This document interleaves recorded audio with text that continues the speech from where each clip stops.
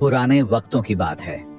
Baghdad के करीब किसी छोटी सी बस्ती में एक नौजवान लकड़हारा रहता था जिसका नाम कमर था। कमर की माँ इस दुनिया में नहीं थी। उसकी सारी दुनिया उसका बूढ़ा बाप था जो अक्सर बीमार रहता और अब अपनी जिंदगी के आखिरी लम्हात गुजार रहा था। कमर कोई मालदार नहीं था। वो सारा दिन तेज धूप में लकड़हारे का काम करता और शाम को जो कुछ पैसे मिलते वो अपने बाप की दवा और खाने पर खर्च कर देता। उसने अपने बाप की सेहत याबी के लिए हर मुमकिन कोशिश की।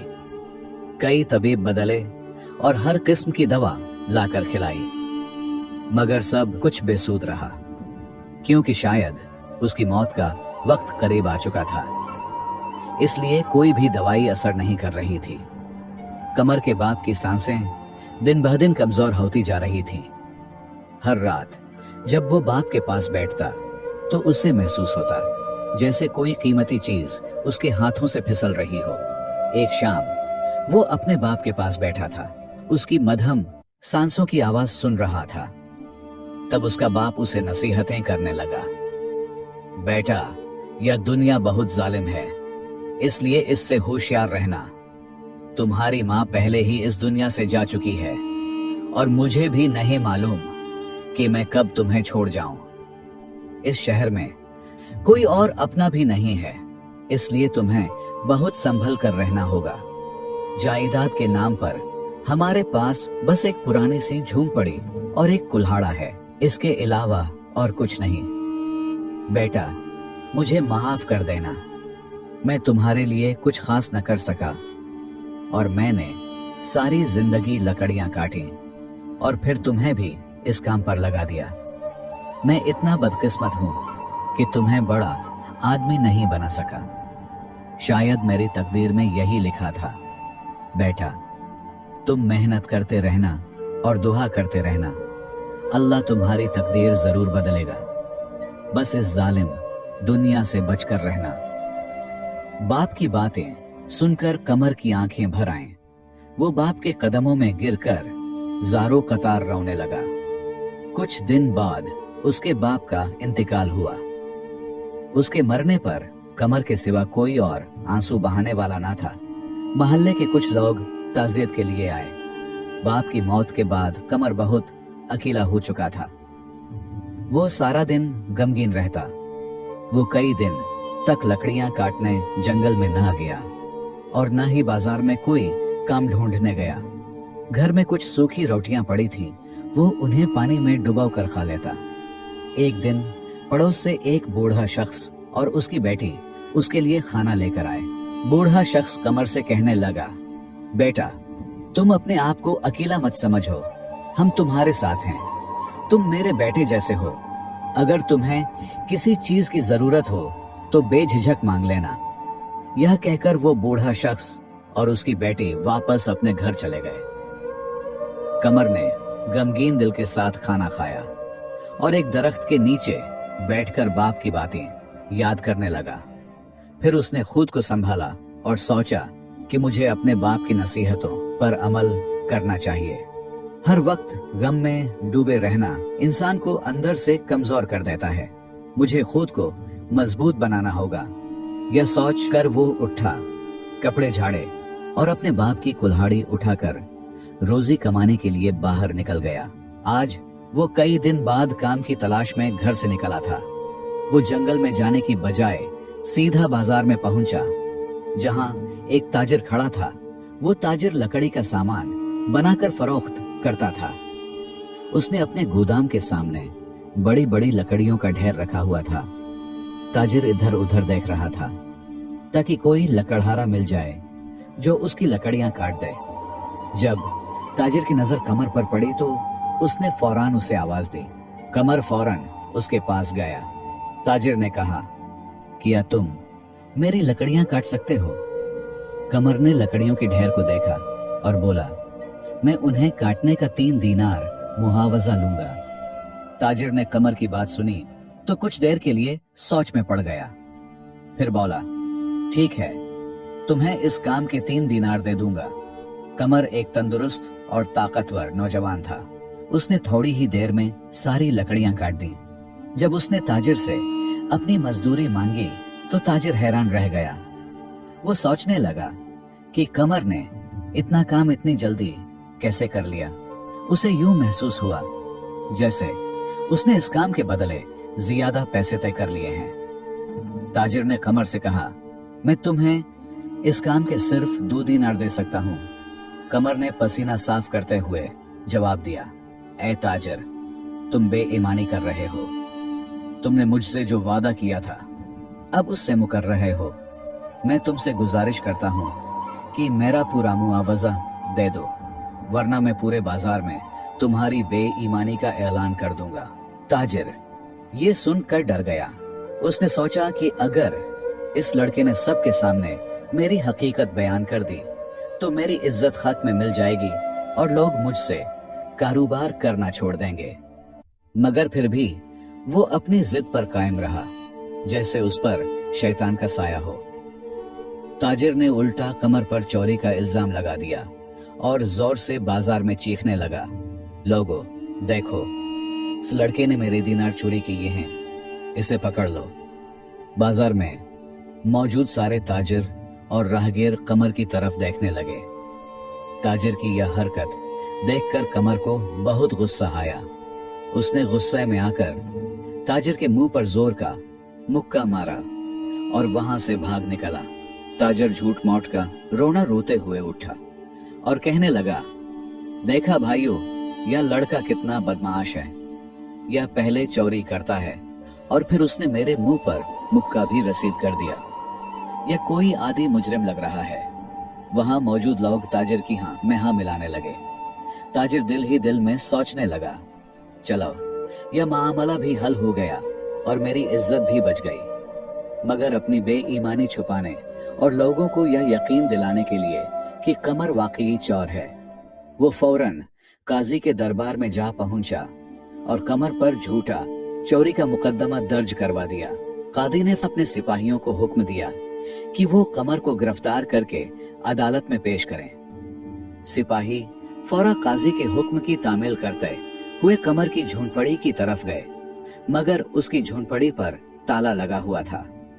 उन्होंने उसे हर जगह तलाश किया, बस्ती का चप्पा चप्पा छान मारा, मगर कमर कहीं भी मौजूद न था। इसलिए सिपाही खाली हाथ दरबार में वापस लौटे।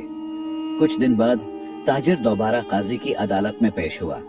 चूंकि कमर वहां से गायब हो गया था और पकड़ा ना जा सका, इसलिए काजी ने ताजिर को हुक्म दिया, तुम इस लड़के की झोंपड़ी बचकर अपने नुकसान का इजाला कर लो। काजी की ये बात सुनकर ताजिर खुशी से फूला न समाता और दिल ही दिल में सोचने लगा, मेरा तो दुगना फायदा हो गया। मैंने उसे मजदूरी भी न दी और उस पर चोरी का इल्जाम लगाकर उसकी झूंपड़ी भी हथिया ली। लालच ने उसके दिल को अंधा कर दिया था, मगर उसे यह एहसास न था कि वो एक यतीम और गरीब लड़के पर जुल्म कर रहा है। दूसरी तरफ कमर बस्ती से भागता हुआ दौड़ता एक जंगल तक जा पहुंचा। वो भूख से बहुत कमजोर और निढाल हो चुका था। थकावट की वजह से वो एक दरख्त के नीचे जा बैठा। वो सोचने लगा कि आखिर उसने ऐसा कौन सा गुनाह किया था कि उसे ऐसी सजा मिली।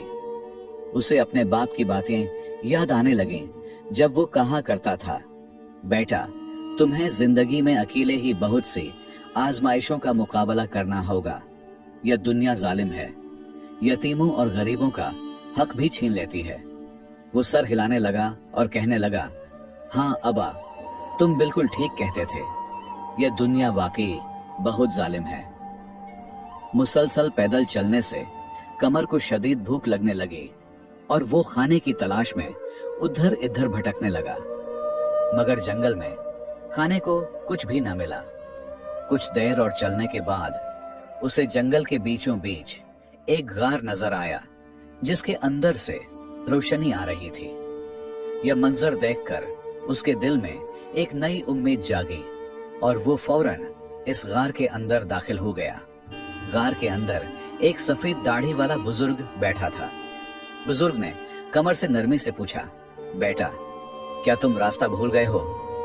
कमर ने जवाब दिया, नहीं बाबा जी, मैं अपनी जान बचाते हुए यहाँ आ निकला हूँ। बुजुर्ग ने शफकत से कहा, बेटा तुम बहुत थके हुए लग रहे हो, आओ यहाँ मेरे पास बैठ जाओ।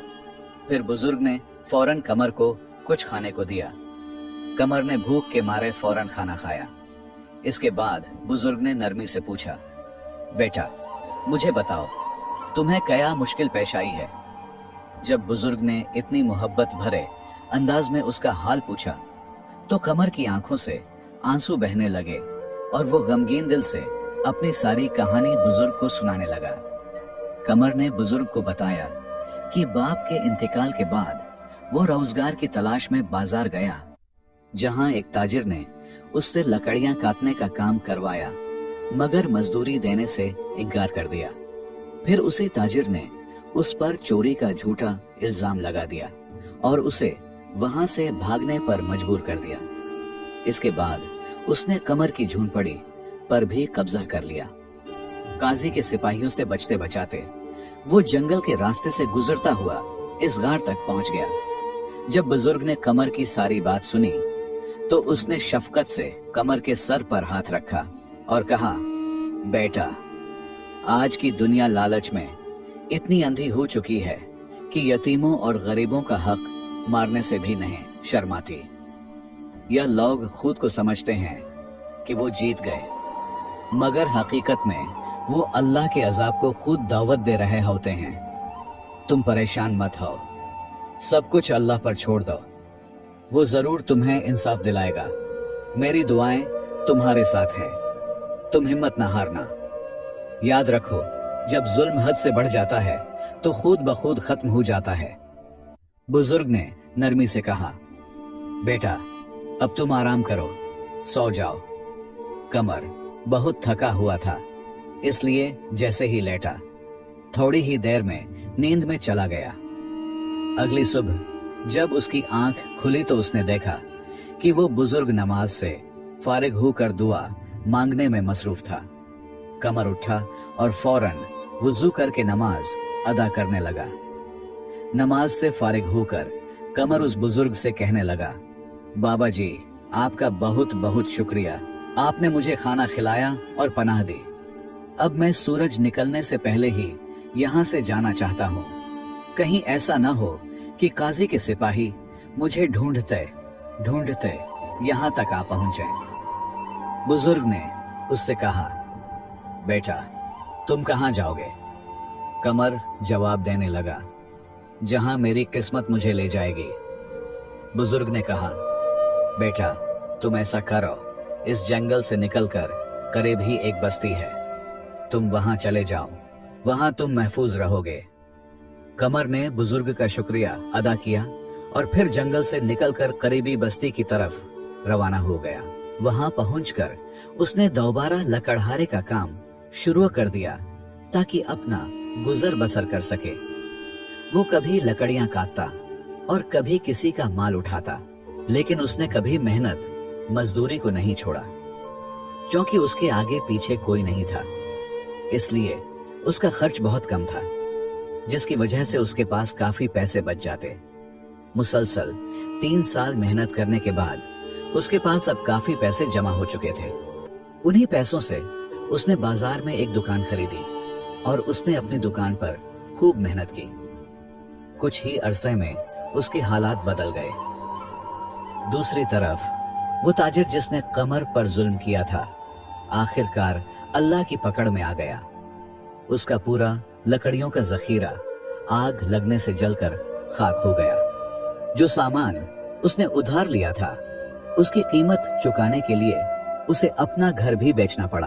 अब वो मुकम्मल तौर पर गरीब हो चुका था और खाने पीने के लाले पड़ गए थे। जो ताजिर कल तक बाजार में अपनी धाक रखता था, आज उसी बाजार में मजदूरी के लिए दर दर फिर रहा था, मगर कोई उसे काम देने को तैयार ना था। अब उसे समझ आ चुकी थी कि जो कुछ उसके साथ हो रहा है वो सब उसके अपने गुनाहों का अंजाम है। उसने न सिर्फ एक गरीब की मजदूरी मारी थी, बल्कि एक यतीम का हक भी छीन लिया था, और अल्लाह ने उसे उसका बदला इसी दुनिया में दे दिया। अपनी बिगड़ती हुई हालत की वजह से उस ताजिर की बीवी भी उसे छोड़कर चली गई। उसकी कोई औलाद भी ना थी, इसलिए वो बिल्कुल अकेला रह गया। आखिरकार उसे मजबूरी में भीख मांगनी पड़ी। कुछ लोग उसे कुछ दे देते और कुछ सख्त लहजे में झड़क देते। एक दिन वो यूं ही भीख मांगता मांगता दूसरी बस्ती में जा पहुंचा। वहां एक बड़ी दुकान के सामने खड़ा होकर अल्लाह के नाम पर मांगने लगा।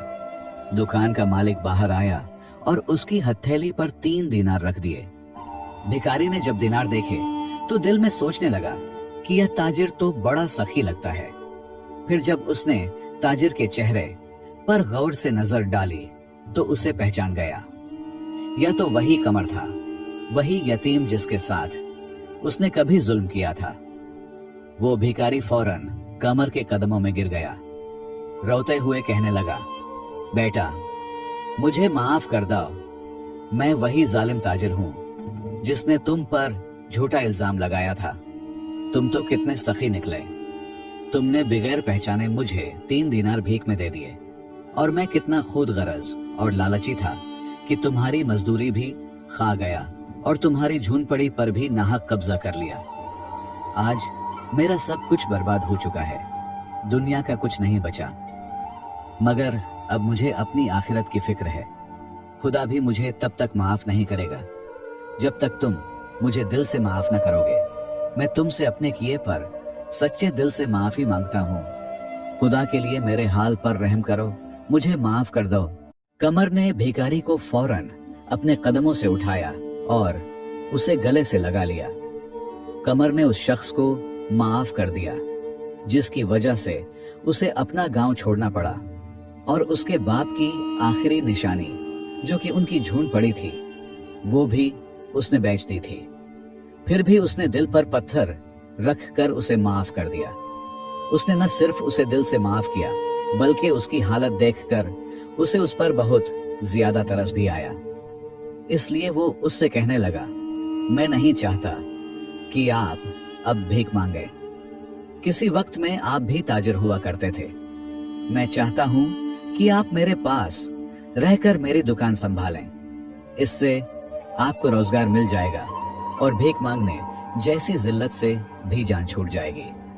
उस भिखारी ने कमर की बात मान ली और उसके पास ही काम करने लगा। कमर ने वही पुरानी झोंपड़ी भी दोबारा खरीद ली जो उस ताजिर ने पहले किसी और को बेच दी थी। वक्त के साथ उसने उस बूढ़े हमसाये की बेटी से निकाह कर लिया जो पहले उसे खाना भी खिला चुकी थी। यूं कमरी ने अपनी नई जिंदगी का आगाज किया और सुकून और खुशी के साथ जिंदगी गुजरने लगा। प्यारे दोस्तों, इस कहानी से हमें यह सबक मिलता है कि यतीमों का माल खाना न सिर्फ एक गुनाह कबीरा है बल्कि उसका अंजाम भी बहुत दर्दनाक होता है। जो शख्स किसी यतीम का हक छीनता है या उसके माल पर नाहक कब्जा कर लेता है वो दर हकीकत अपने लिए मुसीबत, जिल्लत और अल्लाह के अजाब को दावत देता है। दोस्तों, उम्मीद करता हूं आपको आज की यह कहानी पसंद आई होगी। पसंद आने की सूरत में इस वीडियो को लाइक करें और कमेंट में अपनी राय का इजहार करें। मिलते हैं एक और नई वीडियो के साथ। तब तक के लिए अल्लाह हाफिज।